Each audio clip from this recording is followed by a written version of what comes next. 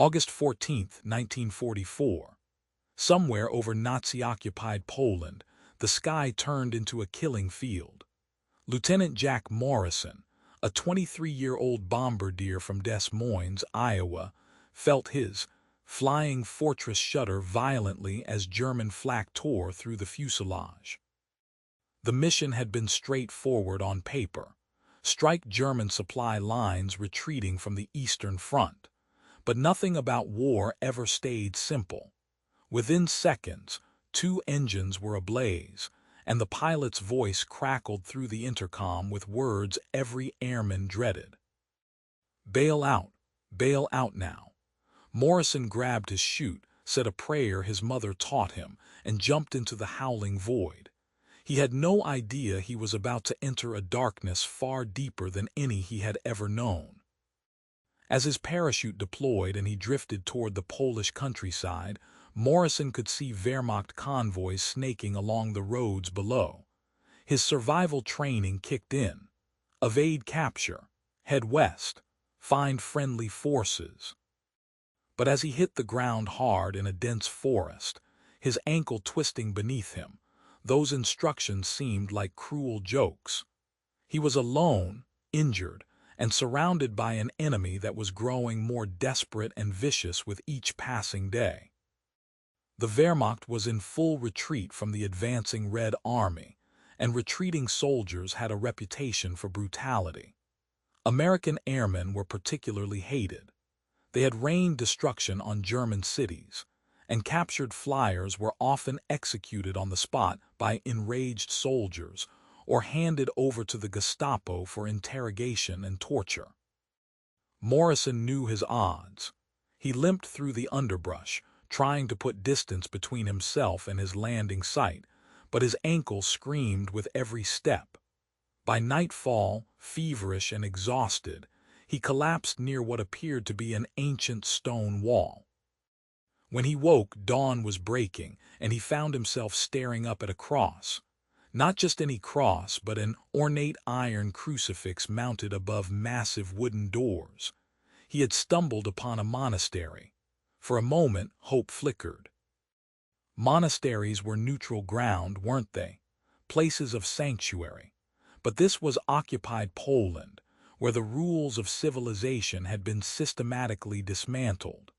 The Nazis had closed churches, murdered priests, and turned houses of God into storage facilities or worse. Morrison had no idea if the monks here were collaborators, if Germans occupied the building, or if anyone was even alive inside. He had no choice. His ankle was swelling, his water was gone, and he could hear vehicles in the distance. He dragged himself to a side entrance and knocked, each rap of his knuckles feeling like a gamble with his life. The door opened a crack. A thin, weathered face peered out. Dark eyes studied him with an intensity that made Morrison's breath catch. The man was perhaps 50, wearing a simple brown robe, his hair gray and tonsured in the old monastic style. For a long moment, neither spoke. Then the monk's eyes dropped to Morrison's leather flight jacket, the American flag patch still visible despite the dirt and blood. The monk's expression shifted, not to hostility but to something Morrison couldn't quite read. Fear, perhaps, or calculation. The monk glanced over Morrison's shoulder, scanning the forest, then made a decision. He grabbed Morrison's arm and pulled him inside with surprising strength, shutting the door quickly and sliding an iron bolt into place. Inside, the monastery was cold and dim. Candles flickered in wall sconces, casting dancing shadows on stone walls that had stood for centuries. The monk pressed a finger to his lips. Silence. He gestured for Morrison to follow, and they moved deeper into the building, the American's boots echoing on worn flagstones despite his efforts to step quietly. They passed through a chapel, empty pews facing an altar draped in faded cloth. Religious icons stared down from the walls, their painted eyes seeming to judge Morrison as he limped past. The monk led him to a small side chamber and finally spoke, his voice barely above a whisper. Latin first, then broken German, then a few words of what might have been English. Morrison shook his head, frustration building. The monk disappeared for a moment and returned with another man, younger, perhaps 30, with intelligent eyes and hands stained with ink.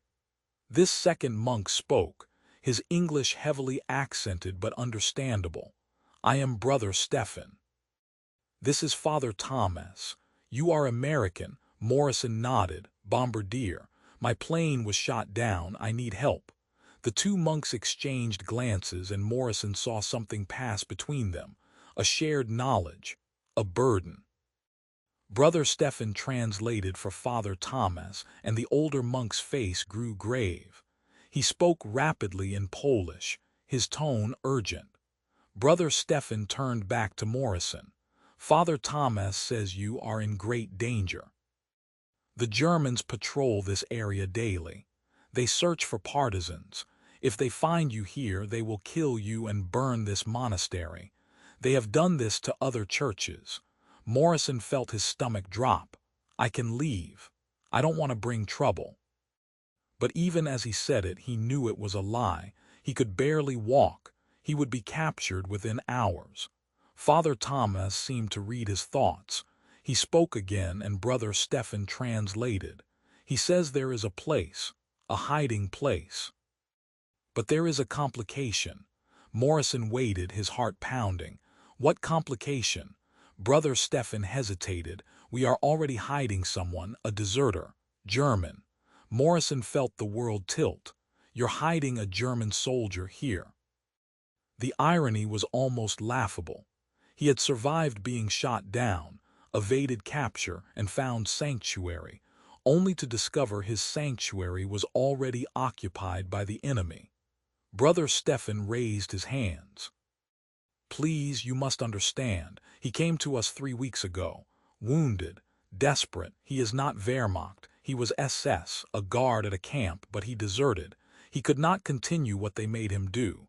Morrison's blood ran cold. SS. The most fanatical, the most brutal of Hitler's forces. The men who ran the concentration camps, the death squads, the machinery of genocide. And these monks had given him shelter. "You're hiding a Nazi." Morrison's voice rose despite himself, and Brother Stephen quickly gestured for quiet.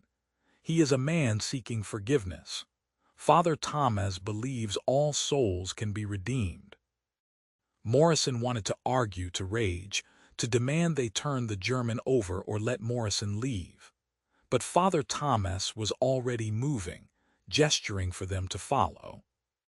They descended a narrow stone staircase, the air growing colder and damper with each step.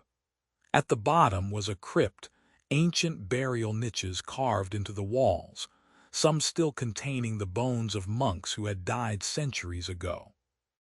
Father Tomasz led them to the far end, where a section of the wall appeared solid but was actually a cunningly concealed door.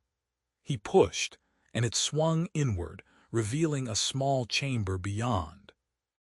A single candle burned inside, and by its light Morrison saw him. The German. He was young, perhaps Morrison's age, with hollow cheeks and eyes that had seen too much. His left shoulder was bandaged, the cloth stained with old blood. He wore civilian clothes now, but they hung on him like a costume. When he saw Morrison's flight jacket, he stiffened, his hand instinctively reaching for a weapon that wasn't there. Brother Stephen spoke in German, explaining the situation. The German's eyes never left Morrison. Finally, he responded, his voice hoarse. Brother Stephen translated. "His name is Klaus Richter. He says he will not harm you. He has no loyalty to the Reich anymore." Morrison stared at the man who had been his enemy, who might have murdered innocents, who represented everything he had been fighting against. And now they were supposed to share a hiding place smaller than a prison cell. Father Tomasz spoke, his tone firm despite the language barrier. Brother Stefan translated, "You will both stay here. The Germans search the monastery sometimes, but they have never found this chamber. You will be silent during the day. We will bring food and water when it is safe. You will not fight. You will not make noise. If you are discovered, we are all dead." Morrison looked at Klaus. Klaus looked back. Neither spoke. What could they possibly say? Father Tomasz placed a hand on each of their shoulders, a gesture that felt like both a blessing and a burden. Then he and Brother Stefan left, closing the hidden door behind them. The candle flickered. The darkness pressed in, and two men who should have been killing each other sat in silence, trapped together in a tomb beneath an altar, while the world above them tore itself apart. The first 3 days were the hardest. Morrison and Klaus occupied opposite corners of the chamber, as far from each other as the cramped space allowed. The room was perhaps 8 feet by 10, with a low ceiling that forced them to stoop. The air was stale, thick with the smell of earth and old stone. There was a bucket in one corner for waste, a humiliation they both endured in grim silence. Father Tomasz and Brother Stefan came twice a day, bringing bread, thin soup, and water. They also brought news, whispered in the flickering candlelight. The Red Army was advancing faster than expected. The Germans were retreating but fighting viciously for every mile. Partisan activity had increased, and in retaliation, the Wehrmacht was burning villages and executing civilians. The monastery had been searched twice already, but the monks' innocence and the building's sacred status had protected them. So far, Morrison spent the hours in darkness, his mind racing. He thought about his crew, wondering who had survived the bailout. He thought about his family back home, who would soon receive a telegram informing them he was missing in action. He thought about the mission, the targets they had hit, the secondary explosions that meant they had struck something important. And he thought about the man sitting across from him in the dark. Klaus rarely moved. He sat with his back against the wall, his wounded shoulder clearly causing him pain. Sometimes Morrison heard him breathing heavily, fighting fever or infection. Once, Klaus muttered something in German, delirious, and Morrison caught fragments. "Names, perhaps, please." On the 4th day, Brother Stefan brought medicine for Klaus's wound. As he changed the bandage, Morrison got his first clear look at the injury. A bullet wound, entry and exit, through the meat of the shoulder. It was infected, the flesh around it red and swollen. Brother Stefan cleaned it with alcohol, and Klaus bit down on a piece of leather to keep from crying out. After Stefan left, Morrison found himself speaking, almost against his will. "You'll lose the arm if that gets worse." Klaus's eyes opened. He understood English then. He responded in heavily accented but clear words. Perhaps that would be justice. Morrison didn't know how to respond to that. They fell back into silence, but something had shifted. The ice had cracked just slightly. Over the following days they began to talk, not much at first, practical things. Klaus's English was better than he had initially let on. He had studied it in school before the war. Morrison knew no German, which gave Klaus a small advantage, a bit of control in a situation where both men had none. Klaus asked about Morrison's plane, about American bombers. Morrison described the B-17, its strengths and weaknesses, the camaraderie of the crew. It felt strange, discussing the machines that had rained destruction on Klaus's homeland, but Klaus listened without anger. He seemed almost curious, detached, as if the war was something happening to other people. Morrison asked, finally, the question that had been burning in him. "What camp?" Klaus was silent for a long time. When he answered, his voice was flat, emotionless. "Majdanek, near Lublin. I was there for 8 months." Morrison had heard rumors about the camps, whispers among intelligence officers, reports that seemed too horrific to believe. Camps where Jews and other undesirables were not just imprisoned but systematically murdered. He had dismissed some of it as propaganda, the kind of exaggerated atrocity stories that always circulated in wartime. But looking at Klaus's face, the haunted emptiness in his eyes, Morrison knew the rumors had been understatements. "What did you do there?" Morrison's voice was hard. Klaus met his gaze. "What do you think I did? I followed orders. I guarded the prisoners, I watched them starve, I watched them die. And sometimes I helped them die faster." The admission hung in the air like poison. Morrison felt rage building in his chest. "Then why did you run? Why desert now?" Klaus's jaw tightened. "Because I could not do it anymore. Because one day I looked at a child, a little girl, maybe 6 years old, and I was ordered to take her to the gas chamber. And I realized I had become something not human, something that would haunt me forever. So I shot my commanding officer and ran." Morrison wanted to hate him, should have hated him. This man had participated in atrocities beyond imagination. But Klaus's confession was not an excuse. It was a condemnation, self-inflicted and absolute. He was not asking for forgiveness. He was simply stating facts. "You think running makes it better?" Morrison's voice shook. "You think hiding here washes away what you did?" "No," Klaus's response was immediate. "Nothing washes it away. I will carry it until I die, and I hope that is soon." The candle burned lower.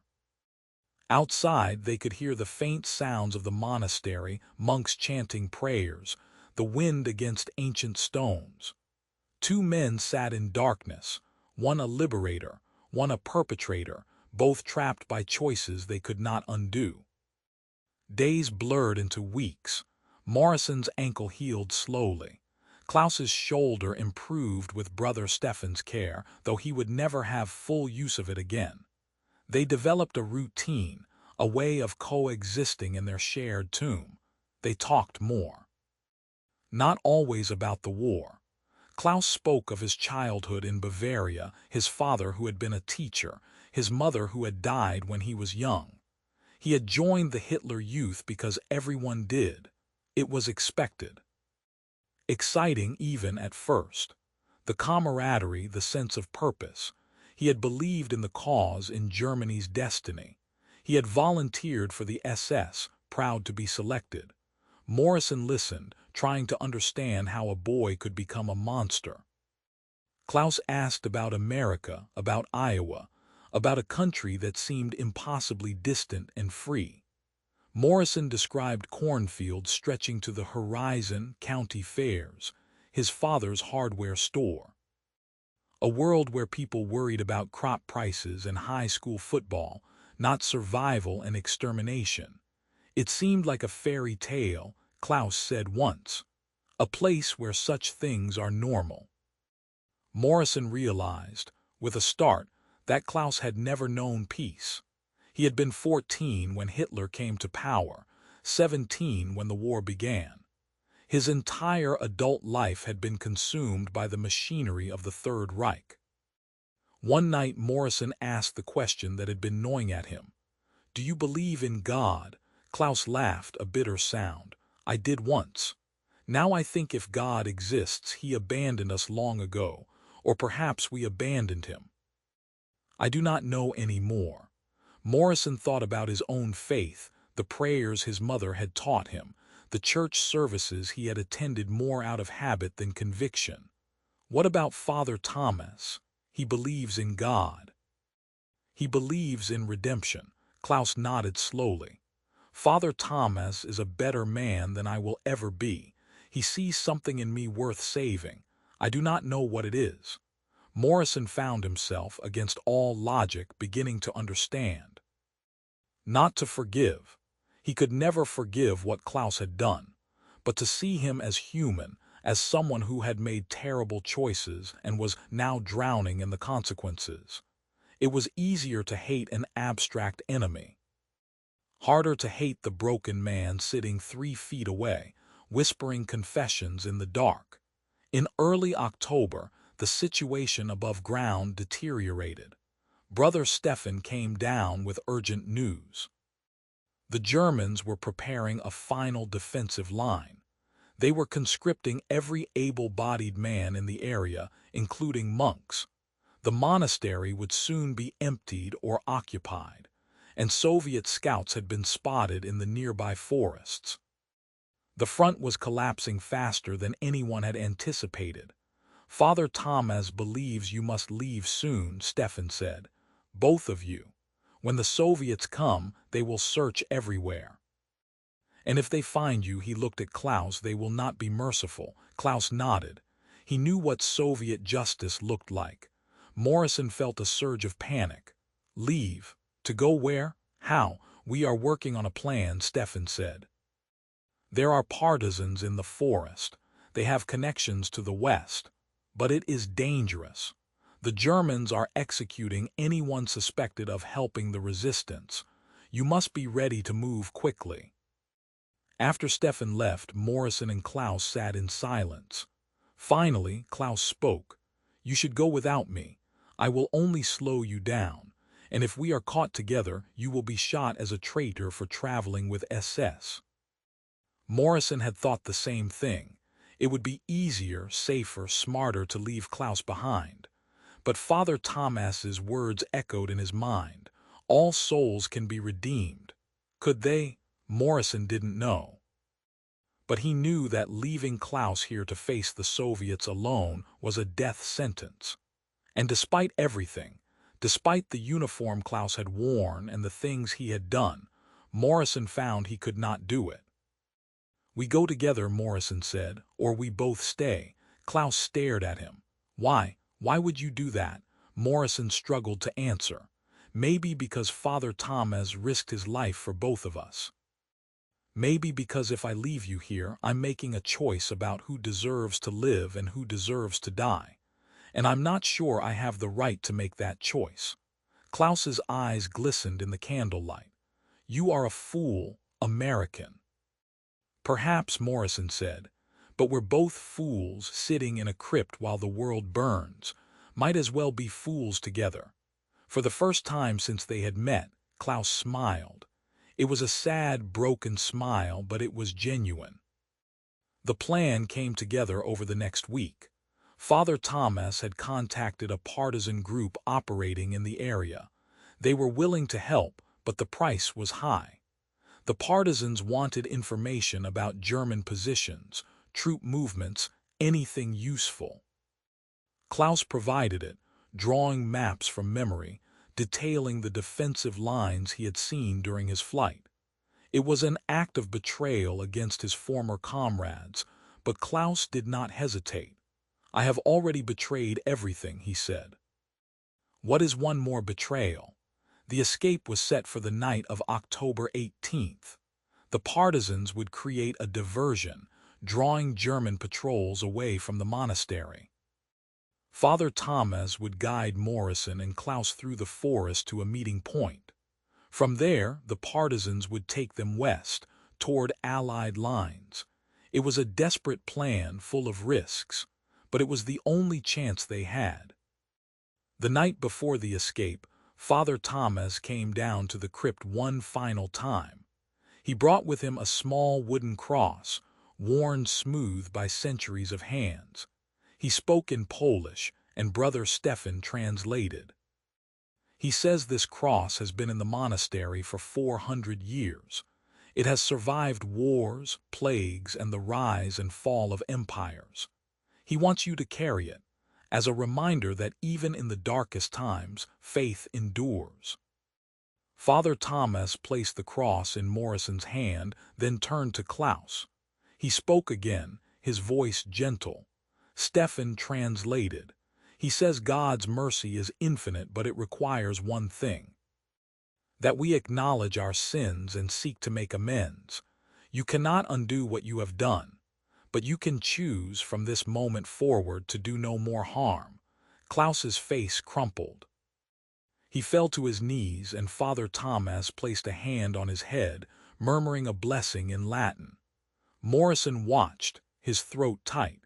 He thought about mercy, about forgiveness, about the impossible complexity of the human soul. The next night they left the crypt. Morrison's legs were weak from weeks of confinement, and Klaus moved stiffly, his shoulder still painful. Father Tomasz led them through the monastery, past the chapel where they had first met, and out into the cold October air. The forest was dark, the moon hidden behind clouds. In the distance they could hear gunfire, the rumble of artillery. The front was close, terrifyingly close. They moved in single file, Father Tomasz in the lead, Morrison in the middle, Klaus bringing up the rear. Every snap of a twig, every rustle of leaves made Morrison's heart race. They were exposed, vulnerable. If a German patrol found them now, it would all be over. After an hour of agonizing progress, they reached the meeting point, a small clearing marked by a lightning-struck tree. Father Tomasz stopped, listening. Then from the shadows, figures emerged. Partisans, 5 of them, armed with a mix of Soviet and German weapons. Their leader, a hard-eyed woman in her 30s, looked Morrison and Klaus over with obvious suspicion. She spoke in Polish, and Father Tomasz responded. The conversation was tense, rapid. Finally, the woman nodded curtly. She gestured for Morrison and Klaus to follow. Father Tomasz turned to them. Brother Stefan was not there to translate, but the old monk's meaning was clear. He embraced Morrison, then Klaus, his eyes shining with tears. Then he melted back into the forest, returning to his monastery, to his prayers, to his faith that had sheltered 2 enemies and asked nothing in return, but that they choose mercy over hatred. The journey west took 3 weeks. The partisans moved at night, hiding during the day in barns, ruins, and forests. They were efficient, ruthless, and deeply suspicious of Klaus. Only Morrison's insistence that Klaus had valuable intelligence kept them from executing him outright. They crossed German lines twice, once crawling through a minefield, once hiding in a drainage culvert as a Wehrmacht convoy passed overhead. They witnessed atrocities on both sides. German reprisals against villages suspected of harboring partisans. Soviet soldiers executing captured SS men without trial. The war was ending, but its brutality was undiminished. Klaus moved through it all like a ghost, silent and haunted.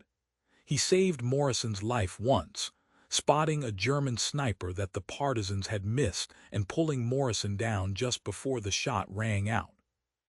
Morrison returned the favor days later, arguing with the partisan leader when she wanted to leave Klaus behind because he was slowing them down. In late November, they finally reached Allied lines. American forces, part of the push into Germany. Morrison identified himself, showed his dog tags, and was immediately taken to a field hospital. Klaus was arrested, handed over to military police. As they led Klaus away, Morrison called out. Klaus turned.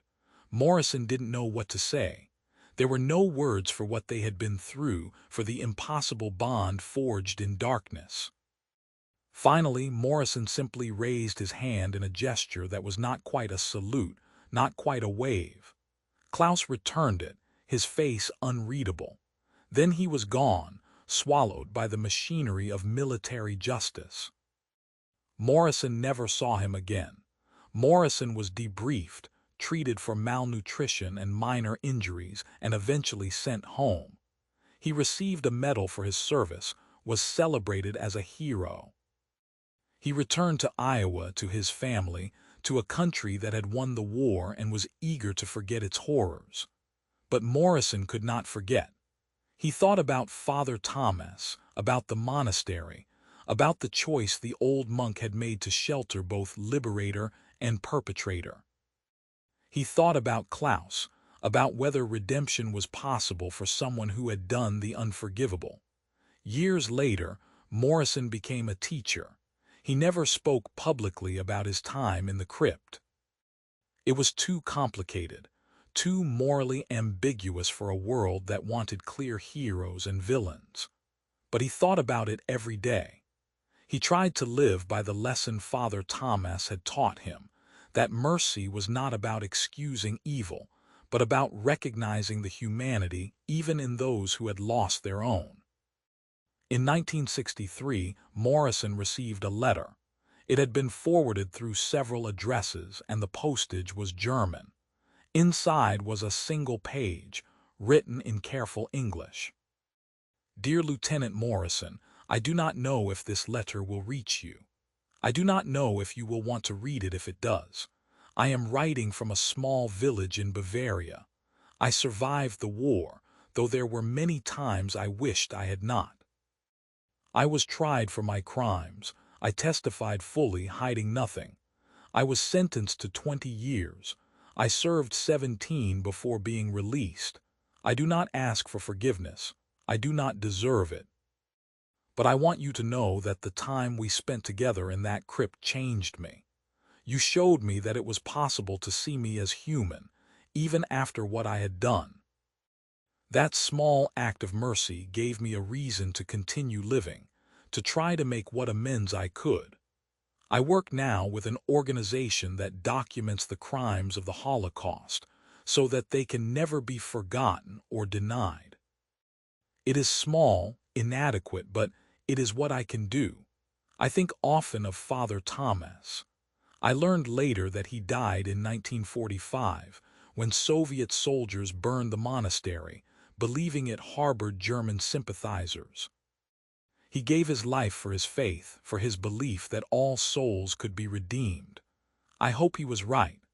I hope somewhere there is a place where mercy is rewarded, where men like him are honored.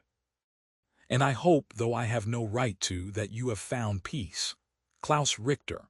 Morrison read the letter 3 times. Then he folded it carefully and placed it in a box with his other war mementos. He never responded. He didn't know how. But he kept the letter and the small wooden cross Father Tomasz had given him for the rest of his life. The story of those 17 weeks in the crypt remained largely unknown. Morrison's family learned fragments after his death in 1998 when they found his journals. The tale of an American bombardier and a German war criminal, sheltered together by a Polish monk, seemed almost impossible. But it had happened. In the chaos and brutality of war, 3 men from opposing worlds had confronted the hardest questions humanity can ask. Can evil be forgiven? Can mercy exist between enemies? Is redemption possible for those who have done the unforgivable? Father Tomasz believed the answer was yes. He paid for that belief with his life. Morrison came to believe it too, though it took him years to accept it. And Klaus spent the rest of his life trying to prove it, knowing he never could. Their story is not a comfortable one. It does not offer easy answers or clear moral lessons. But it reminds us that even in the darkest moments, even in the depths of a crypt beneath an altar, with artillery thundering overhead and the world tearing itself apart, human beings can choose compassion over judgment, mercy over vengeance, hope over despair. And sometimes, that choice is the only light that survives.